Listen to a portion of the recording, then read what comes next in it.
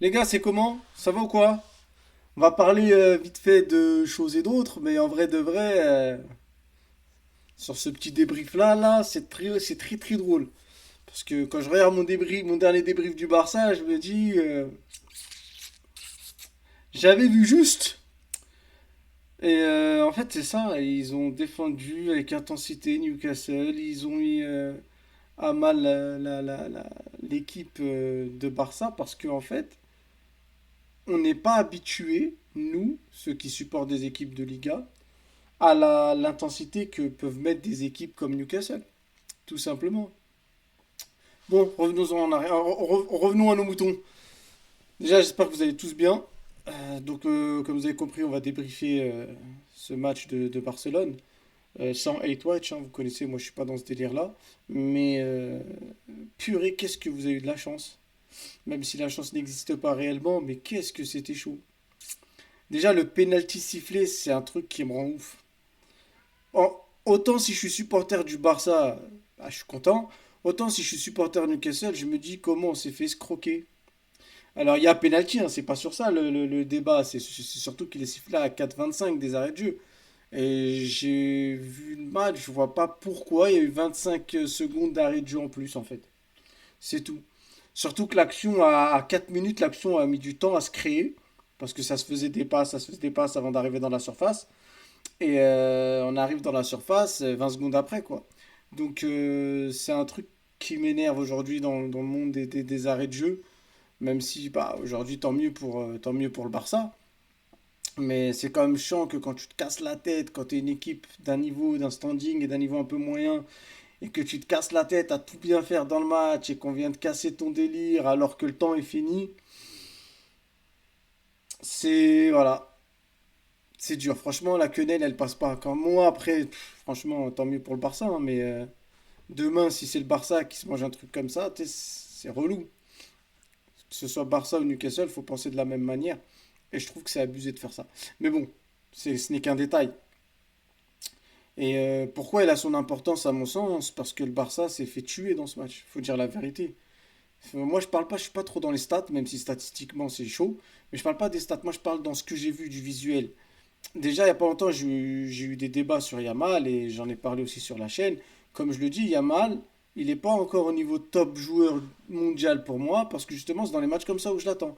Les matchs où il y aura quelqu'un en face de lui, les matchs où ça va jouer, les matchs où ça va être dur. Et là, moi, je trouve pas que ça a été très dur pour lui. Donc voilà, maintenant, franchement, le délire, c'est quoi? C'est que, certes, il va toujours te sauver dans des matchs. Parce que c'est ça les grands joueurs. Et ça reste un grand joueur. C'est pas parce que je dis que pour moi il n'est pas dans mon top 3 que c'est pas un grand joueur. Maintenant, le truc c'est que ça veut dire quoi? Ça veut dire qu'à chaque fois il va se retrouver contre des mecs qui vont le suivre de près, qui vont pas le lâcher, il va être en difficulté. C'est problématique. Après, tout le Barça est en difficulté, donc on va pas tomber sur lui. L'intensité qu'a mis Newcastle était hala. Franchement, elle était hala. Et moi j'ai bien kiffé parce que t'as vu quand tu joues des équipes, pour moi il n'y a pas débat. Et pour beaucoup, je pense, pour beaucoup de monde, je pense qu'il n'y a pas débat. Barça, c'est supérieur. Et du coup, quand tu vois cette intensité, parce que tu sais que tu es plus faible que l'autre et que tu donnes tout, ça fait plaisir à voir. Tu vois, moi, je m'attendais vraiment à voir un match un peu pourri. Et au final, j'ai eu un vrai match de football, tu vois. Et dans les deux sens, parce qu'au final, même si Barça était pas très bon aujourd'hui, ils ont essayé de jouer des coups comme ça de temps en temps sur les contres et tout, mais c'est pas passé. Ça a été bien bloqué. Après, franchement, je pense réellement que Newcastle aurait pu gagner ce match parce que, encore une fois, quand ça part dans le dos, ça rate. Un peu le même problème avec les équipes moyennes. De toute façon, toutes les équipes qui sont en Liga ou ailleurs, quand tu joues le Barça et que tu connais leurs points faibles et que tu arrives à en profiter, c'est-à-dire à passer à aller là où t'offre une possibilité en fait. Eux, ils te disent quoi? Ils te disent joue dans mon dos et il y a moyen que ça passe de temps en temps, que tu sois pas hors jeu. Donc à partir du moment où ça passe, après il faut marquer. Et le problème, encore une fois, c'est que ça marque pas. Donc, et au final, même l'action au final, le but de Newcastle, c'est encore une action dans le dos de la défense. Mais là, c'est encore pire parce que c'est dans le dos de la défense, mais dans la surface de réparation. Quand vous faites votre ligne haute et que ça passe derrière vous, au milieu de terrain, c'est là qu'on dit qu'il y a un risque. Mais là, pour moi, le but est une erreur défensive. C'est une erreur de placement. Tu peux pas. Je pense pas que tu joues le hors-jeu dans ce moment-là. Et tu peux pas avoir ta défense aussi haute sans regarder ce qui se passe dans ton dos. Parce que le mec là, il était franchement bien tout seul, hein. Et il était tout seul, frérot. Au départ, il mangeait, le mec. Il était dans un camping, il mangeait une merguez, il voit le ballon et il joue. Parce qu'il s'est dit, qu'est-ce qui se passe? D'où vient-il ce ballon? C'était une dinguerie carrément. Franchement, l'action elle est abusée. Moi, c'est le Real qui se mange un but comme. Bon, en même temps, mauvaise comparaison, on est archi nul. Mais, euh, mais le Real qui se mange un but comme ça, j'aurais pété les plombs. J'aurais pété les plombs. Mais du coup, bon, après, c'est bon, vous avez poussé un peu, Olmo, tout ça, vous êtes rentré dans la surface, vous avez obtenu un penalty. C'est bien, franchement, c'est cool. C'est cool, mais ça prouve que malgré que on met le Barça, comme moi non, mais les gens veulent mettre le Barça à un niveau haut, alors que moi, c'est par rapport au niveau que je me dis que le Real a une chance en Liga. Mais on voit direct que quand ça joue déjà à un niveau un peu.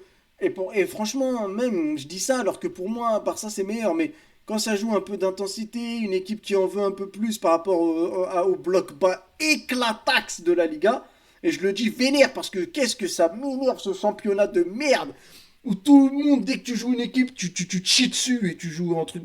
Non seulement c'est chiant parce que quand tu es supporter du Real ou du Barça, bah du coup tu vois moins de bonnes choses vu que t'affrontes que des blocs bas, c'est relou. Et c'est chiant parce qu'en fait t'as l'impression que les équipes se chient dessus. Ils veulent pas tenter leur chance et ça pue la merde. C'est pour ça que la Liga est devenue nulle. Ah non, non, la Liga à 15-20 ans c'était une dinguerie. C'était une dinguerie et c'est pour ça que t'avais des équipes qui aujourd'hui ont complètement disparu qui pouvaient prendre le championnat. Là c'est mort. Mais pour revenir à Newcastle, moi je vous le dis, au match retour ça va être la même chose.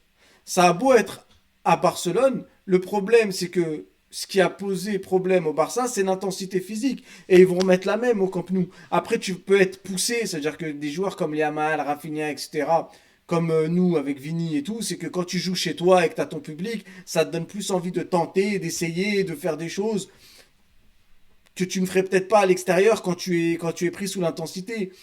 Maintenant, le truc, c'est que dans, dans, vu qu'il y a 1-1, tout est possible en fait. Moi, je pars du principe où je pense que le Barça va passer, mais je dis que tout est possible parce qu'en vrai, tu repars avec feuille blanche 0-0. Dire sur un malentendu, ça défend bien comme aujourd'hui, ça vous met un but, c'est relou. C'est relou. Après, si je dois choisir. Le problème, c'est que moi, Newcastle, j'ai toujours. Comme je parlais au dernier match et que je comparais Pedri à Guimarães, mais qui n'est pas là. Mais Newcastle, j'ai toujours aimé les voir jouer à cause de leur milieu. Parce que j'aime trop leur milieu. Là encore, Joe Linton, aujourd'hui, il nous fait un match de fou. Mais même lui, c'est mieux que tous les milieux qu'on a au Real Madrid. En tout cas, là, quand tu vois Pedri aujourd'hui, comment il se mange une pression de fou, alors que c'est le meilleur, à mon sens, dans cette qualité-là, de se sortir d'une pression de joueur et tout. Mais aujourd'hui, des fois, ils étaient 3-4 sur lui. C'était une dinguerie. Je pense que ça a été fait par le coach. Je pense que le coach s'est dit quoi? C'est lui le métronome, il faut le bloquer. Et ça, c'est super bien fait, je trouve. Et du coup, c'est plus difficile de trouver Yamal et Rafinha quand t'as ton Pedri qui est bloqué. Mais franchement, le milieu de Newcastle, aujourd'hui, il vous a bu, les gars. Je m'adresse à vous, oui, les Barcelonais. Ils vous ont bu. Alors que, bon, pour moi, Pedri est le meilleur milieu du monde actuellement. Comme quoi, aujourd'hui, on est dans un football chelou. Si tes coéquipiers ne font pas le minimum, t'es cuit. C'est plus facile d'être offensif dans ce cas-là. Parce qu'au moins, là, t'es sur la dernière zone. Tu vas, tu dribbles, t'essaies de marquer ton but. Si ça passe, t'es exceptionnel. Si tu rates deux, trois fois, t'es nul. Mais ça dépend pas trop des autres. Par contre, encaisser des buts, ça dépend des autres et il faut pas encaisser. Et là, franchement, vous avez encaissé un but, mais vous auriez pu en encaisser plus. Maintenant, je sais pas, j'ai l'impression que Barça, plus le match a avancé, plus j'ai l'impression que c'était une équipe qui était fatiguée ou qui chie dessus. Ce qui m'arrange, vu qu'il y a la Liga qui arrive et si vous êtes fatigué, ça peut être intéressant. Je dis ça alors que demain on joue City, nous, donc je suis archi drôle comme mec, hein. Mais bon, on a l'espoir fait vivre. Mais en vrai de vrai, je pense que votre match retour va être dangereux en fait. Déjà, vous avez un match là de championnat, comme nous, mais là, c'est pas le même niveau.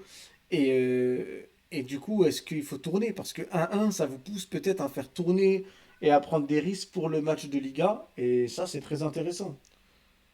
Tactiquement, le Barça, pour moi, vous avez joué comme d'habitude. Sauf que le problème, c'est que vous n'avez pas réussi à faire monter tout votre bloc assez haut pour pouvoir créer de véritables actions offensives. Parce que, un, en deuxième mi-temps, Pour parler de la deuxième mi-temps, vous n'avez pas trop le ballon. En première mi-temps, le début de première mi-temps non plus. Ça s'équilibre après, mais l'intensité et le pressing de Newcastle est tellement dur que ça vous a empêché de jouer. Et c'est compliqué. Et moi, ça me fait peur pour vous pour le match retour, hein. Parce que c'est votre kryptonite en fait. C'est le style de jeu qui peut être très chiant pour le Barça. Limite, le Barça, je pense, contrairement au Real Madrid, je pense que vous, les blocs bas, c'est peut-être plus intéressant pour vous. Parce que ça vous permet d'être haut et de jouer votre hors-jeu, de jouer votre jeu. Malgré les risques du jeu du hors-jeu, le fait d'avoir une équipe qui en bloque pas, ça vous permet d'être haut. Là, le fait d'avoir une équipe qui veut vous jouer, ça se complique. Franchement, ça se complique. En attendant, on verra ce qui se passera au match retour. Et moi, je vous le dis, ça va être un match joué. Ah, moi, comment dire, le seul scénario où je vois vraiment Barça laver Newcastle, parce que en vrai de vrai, vous êtes beaucoup plus fort. Mais en fait, pour que vous montrez votre force, il faut le petit aspect psychologique en plus. Donc le seul scénario où je vois qui vous ferait tuer Newcastle, c'est vraiment si vous marquez assez tôt. Vous marquez pendant les 20-30 premières minutes max. Max, c'est genre vraiment en première mi-temps, mais pas à la 45e. Parce qu'elle même à la 45e, en vrai, je dis ça, mais en vrai de vrai, ce genre d'équipe-là, si tu leur mets un petit coup de massue comme ça, alors qu'ils ont espéré jusqu'à la 90e chez eux, je pense que si vous mettez un but assez tôt, ça là je parle du top score, si vous mettez un but assez tôt, je pense qu'il peut y avoir un top score. Maintenant, si vous mettez un but tard, ça reste dangereux pour vous parce qu'ils ont un jeu qui casse les pieds pour vous. En tout cas, voilà, moi c'est comme ça que j'ai vu le match aujourd'hui. Comme je vous dis, j'espère toujours que le Barça aille loin en Ligue des Champions. Limite, il la gagne parce que je pense que c'est le seul truc qui réveillera l'institution madrilène. Parce que je pense que la Liga à Madrid a pris l'habitude un peu de la perdre ces dernières années, ce qui est grave de dire ça. Mais la Ligue des Champions, qui est une compétition madrilène, en vrai de vrai, on peut pas dire le contraire. Si je pense que l'institution madrilène, s'il voit le Barça la prendre, ça pique plus que les voir perdre la Liga, j'en suis persuadé. Donc voilà, c'est ce qui fait que j'ai un petit côté sur la Ligue des Champions. Si vous êtes éliminé, je suis content, je vous mens pas, hein. Ça fait toujours plaisir. Mais si vous la gagnez, je suis content aussi cette année. Donc ça va, ça passe. Sur ce, les gars, bonne journée, bonne soirée, bon après-midi. Ça dépend d'où vous êtes dans le monde. Je fais le mec qui a 1 million d'abonnés, j'en ai 500, il y a moi 3 castors et une loutre. Et je sais même pas aller où. Et je fais Zama, où vous soyez dans le monde. Eh, barrez-vous de là, là.